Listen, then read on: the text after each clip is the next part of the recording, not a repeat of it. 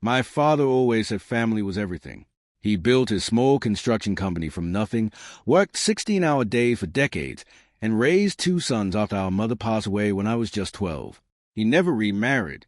He poured everything into us, me, his quiet, loyal daughter who stayed close and helped run the business side, and my older brother Marcus, the golden child who left for college, built a flashy career in finance, and rarely came home except when he needed money.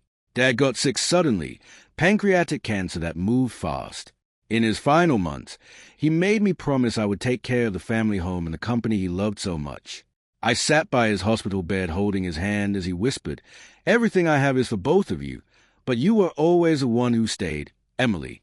Don't let anyone take that from you." Marcus barely visited during those months. He was too busy with his luxury apartment, his sports car, and his high society friends. When Dad passed, the grief hit me like a wave, but Marcus seemed more focused on what came next, the will reading. The lawyer's office felt cold and formal that afternoon, dark with panels, stiff leather chairs, and the heavy scent of old books. Marcus arrived in an expensive suit, smirking like he had already won. His wife sat beside him, scrolling on her phone. I sat alone on the other side, still wearing the black dress from a funeral, eyes red from crying. The lawyer cleared his throat and began reading Dad's will. The company shares, the house, the savings, everything split equally between Marcus and me. Marcus's face twisted in anger. He slammed his hand on the table. "This is ridiculous," he snapped. "She doesn't deserve half. She's not even blood." The room went silent. I stared at him, stunned. "What are you talking about, Marcus?" He leaned forward, eyes cold. "We all know the truth. Mom was already pregnant with you when she met Dad. You're not his real daughter. That's why he always favored you. Guilt. I want a DNA test right now, before anything is signed. Prove she's not entitled to a cent of what Dad built." My heart dropped. The lawyer looked uncomfortable but agreed to pause and arrange a quick test since Marcus had already brought a lab technician. They took swabs from me and from a sample Dad had left. He had apparently anticipated this. Marcus sat back with a smug smile. "Let's see who the real heir is." The wait felt eternal. I sat there replaying every memory. Dad teaching me to ride a bike, staying up late helping with homework, calling me his little rock after Mom died. Was it all built on a lie? An hour later, the lawyer returned with the sealed envelope. The room was dead quiet. Marcus leaned in eagerly. "Open it. Let's end this charade."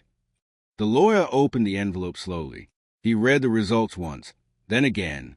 His face changed. He didn't look at me. Instead, he turned directly to Marcus. "The DNA test confirms. Emily is not biologically related to your father." Marcus grinned triumphantly. "I knew it. She gets nothing. Tear up the will, or rewrite it. Everything goes to me." The lawyer paused, then continued reading the attached letter from Dad, written in his own handwriting and notarized months earlier. "To my son Marcus, I always knew Emily wasn't my biological child. Her mother told me the truth before we married, and I chose to love her anyway. I raised her as my own because she earned it every single day with her loyalty, her hard work, and her heart. You, Marcus, left as soon as you could. You only came back when you wanted money or status. The company, the house, and the majority of my assets are going to Emily, not because of blood, but because of love and responsibility. The DNA test was my final gift to you, proof that family isn't about DNA. It's about who shows up." Marcus's face went pale. His wife stopped scrolling. I sat frozen, tears streaming down my face. The lawyer continued, "There's also a trust fund set aside for Marcus, enough for a fresh start, but nothing more. Emily gets the rest." Marcus exploded. "This is bullshit. She tricked him. I'll fight this in court." The lawyer remained calm. "Your father anticipated that too. He added a clause. If you contest the will, you lose even the trust fund. The choice is yours." Marcus stormed out, cursing. His wife followed silently. I stayed behind, holding the letter Dad had written to me personally. "Emily, my girl, blood doesn't make a father. Love does. Build something beautiful with what I left you.